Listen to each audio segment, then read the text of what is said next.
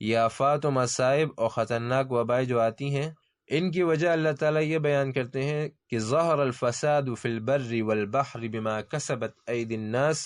اللہ تعالیٰ فرماتے ہیں کہ یہ لوگوں کے اعمال ہیں کہ جن کی وجہ سے اللہ تعالیٰ یہ مصیبتیں اور عذاب ان پر ڈالتے ہیں۔ پھر ایسے وقت میں کہ جب اللہ تعالیٰ کی طرف سے عمومی عذاب مسلط ہو جائیں تو اس کا علاج اور اس مشکل کا حل کیا ہونا چاہیے؟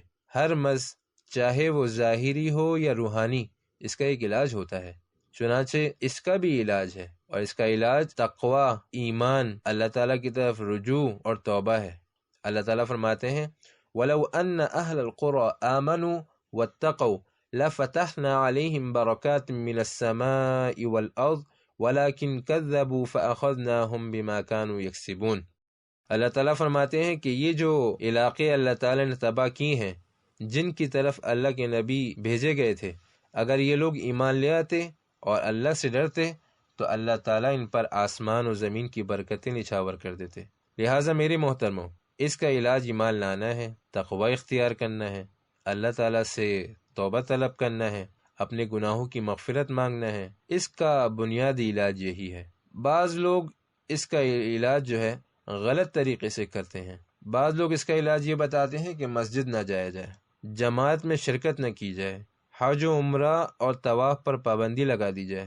میرے محترموں، یہ اس کا حل اور علاج نہیں ہے، بلکہ اس سے تو اللہ تعالیٰ کا عذاب اور زیادہ بڑھے گا۔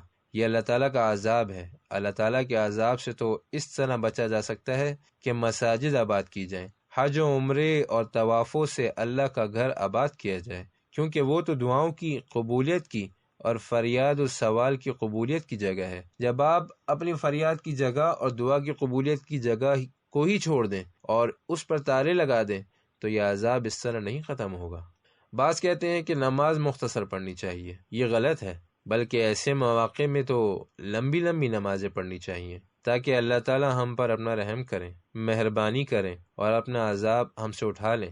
ہاں، اتنی بات ہے کہ کبھی کبھی رسول اللہ صلی اللہ علیہ وسلم ضرورت کی وجہ سے نماز جلدی پڑھتے تھے، لیکن یہ کوئی ایسی ضرورت نہیں ہے کہ جس کی وجہ سے نماز جلدی پڑھی جائے، بلکہ اس میں تو لمبی اور آرام سے نمازیں پڑھنی چاہیے۔ اسی طرح کے عذاب مختلف شکلوں میں اللہ تعالیٰ نے فرعونیوں پر بھی مسلط کیے تھے، اس لیے دیکھنا چاہیے کہ ان فرعونیوں پر عذاب کیوں آئے تھے۔ ان پر عذاب ایک تو ان کے کفر کی وجہ سے آئے تھے۔ تو آج کل کفر بہت عام ہے، پوری دنیا میں کفر پھیل چکا ہے، اس وجہ سے اللہ تعالیٰ نے عذاب مسلط کیے ہوئے ہیں۔ اسی طرح فرعونی اپنی حکومت پر فخر کرتے تھے۔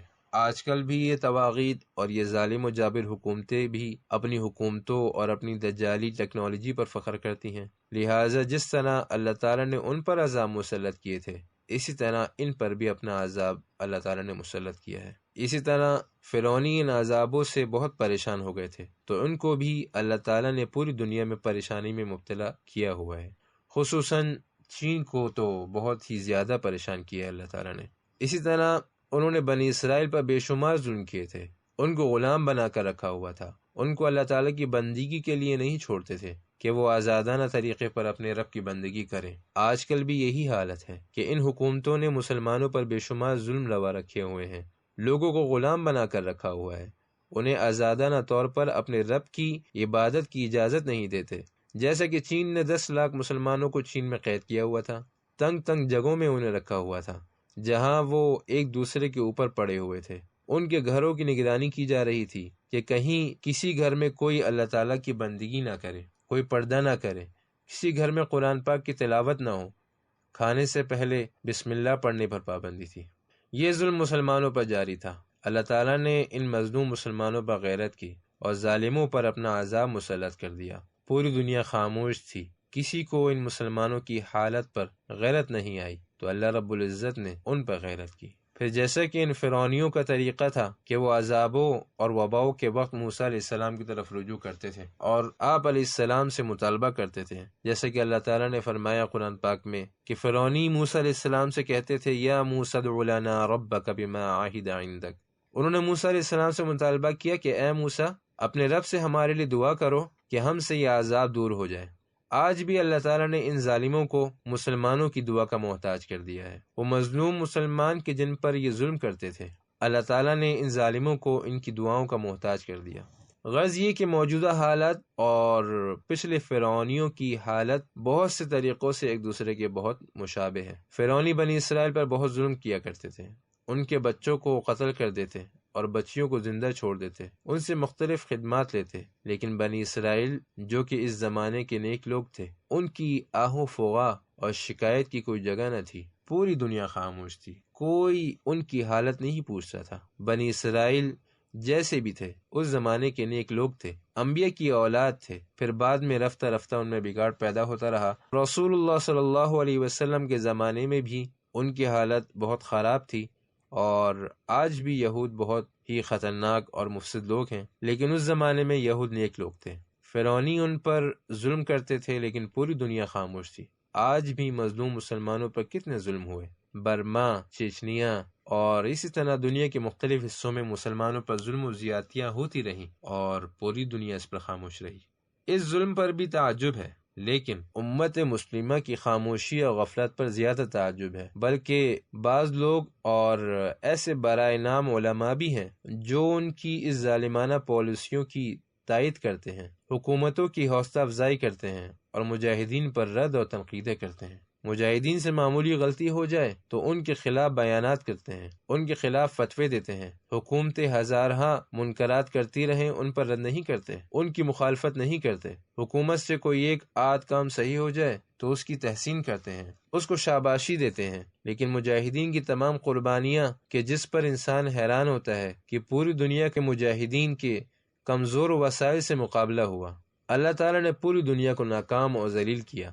پھر ان قربانیوں کے بے شمار شہداء، قیدی، زخمی، بیوائیں اور یتیم، ہجرتوں میں فقر اور غریبی میں وقت گزاری اور اسی طرح انتہائی مشکلات آج کے مجاہدین نے برداشت کی۔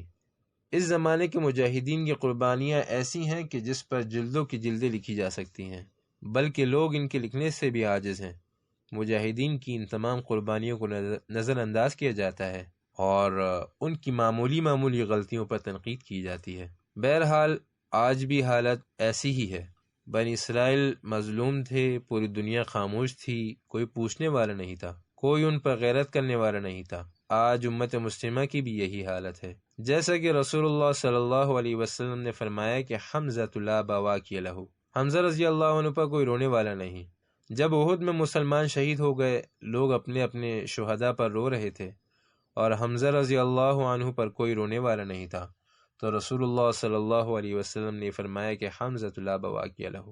آج بھی یہ کمزور، ضعیف اور عاجز مسلمان ہیں، کوئی ان پر غیرت کرنے والا نہیں تھا، تو اللہ رب العزت نے ان پر غیرت کی اور اللہ تعالیٰ نے اپنے لشکروں میں سے ایک بہت ہی معمولی لشکر ظالموں پر مسلط کر دیا۔ ایسا معمولی لشکر کہ جو دیکھنے سے نظر بھی نہیں آتا۔ اللہ تعالیٰ کے تو بے شمار لشکر ہیں۔ اللہ تعالیٰ فرماتے ہیں وَمَا يَعْلَمُ جُنُودَ رَبِّكَ إِلَّا هُوَ، اور تمہارے رب کے لشکروں کو صرف وہی جانتا ہے۔ وَلِلَّهِ جُنُودُ السَّمَاوَاتِ وَالْأَرْضِ، اور اللہ ہی کے ہیں آسمان و زمین کے لشکر۔ اللہ تعالیٰ کے بے شمار لشکر ہیں، مگر اللہ تعالیٰ نے ایک ایسا معمولی لشکر جو نظر بھی نہیں آتا، جو کہ صرف ایک وائرس ہے، اللہ تعالیٰ نے مسلط کر دیا، اور دنیا کے وہ بڑے بڑے طواغیت جو کہ غرور و تکبر میں بھرے ہوئے تھے، ان سب کو اللہ تعالیٰ نے حیران و پریشان کر کے رکھ دیا۔ یہ اللہ رب العزت کی غیرت ہے اپنے بندوں پر۔ اس میں اللہ تعالیٰ کی طرف سے ہمارے لیے بھی ایک درس اور سبق یہ ہے کہ اگر تم اللہ تعالیٰ کے دین پر غیرت نہیں کرو گے تو اللہ تعالیٰ فرماتے ہیں کہ میں انتقام لے سکتا ہوں۔ میرے محترموں، اللہ تعالیٰ یہ کام ملائک کے ذریعے کر سکتے ہیں، وائرسوں کے ذریعے اور دیگر چیزوں کے ذریعے یہ کفار ہلاک و تباہ کر دیں گے، لیکن پھر ہم اور آپ اس امتحان میں فیل اور ناکام ہوں گے۔ ہماری اور آپ کی اس امتحان میں کامیابی اس میں ہے کہ ہم ان کے مقابلے میں اپنی جدوجہد اور جہاد کریں۔ ہم اور آپ گھروں میں بیٹھے ہوں گے اور اللہ تعالیٰ ان پر مزید عذاب بھی مسلط کر دیں گے۔ کبھی ان پر طوفان آئیں گے، کبھی زلزلے، اور کبھی ایک آفت و مصیبت اور بلا، تو کبھی دوسری اور کبھی کوئی اور، لیکن اتنا ہے کہ پھر ہم امتحان میں فیل اور ناکام ہوں گے۔